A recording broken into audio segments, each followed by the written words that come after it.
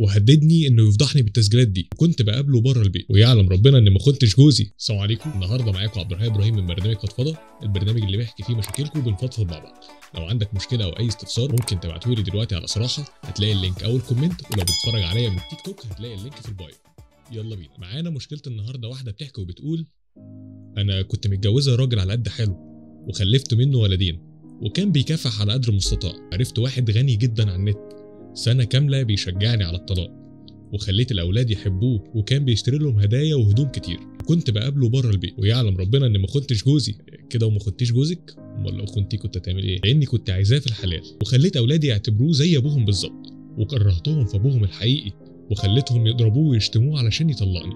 وفعلا تم الطلاق، واتفاجئت ان طليقي الفقير اتجوز واحده غنيه جدا رفعته لفوق. ربنا بقى. ولحد هنا ما كانتش الصدمه، لان كنت منتظره حبيبي يجي يطلب ايدي ويتجوزني ويعيشني وسط الناس الهاي كلاس. فضل سنه يتحجج انه بيرتب اموره مع مراته الاولانيه، لحد ما اتاكدت انه كان بيلعب بيا.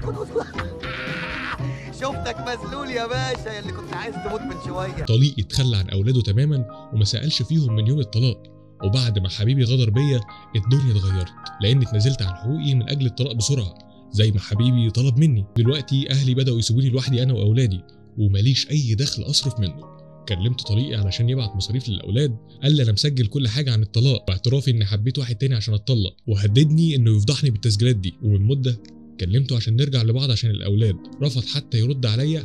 احاول تاني ولا ارفع نفقه عليه؟ بص يا ستي، هو المظلومين في الليله دي كلها الاطفال. كرهتيهم في ابوهم وحببتهم في راجل غريب، وحاليا هم ولا طايلين ابوهم ولا طايلين الغريب. انت بني ادمه بتبص للمنظر والمستوى، مش للعيشه والود والاولاد. وبعدين تعالي هنا، ازاي بتقولي ما خنتيش؟ تفكيرك عن الخيانه ازاي؟ الخيانه ابسط حاجه ممكن تبقى بالتفكير، وتقريبا من وجهه نظري يعني لو جالك حد هاي كلاس غير التاني دوت هتتجوزيه وترمي عيالك.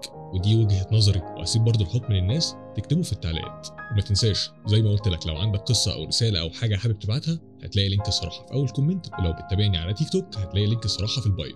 السلام عليكم.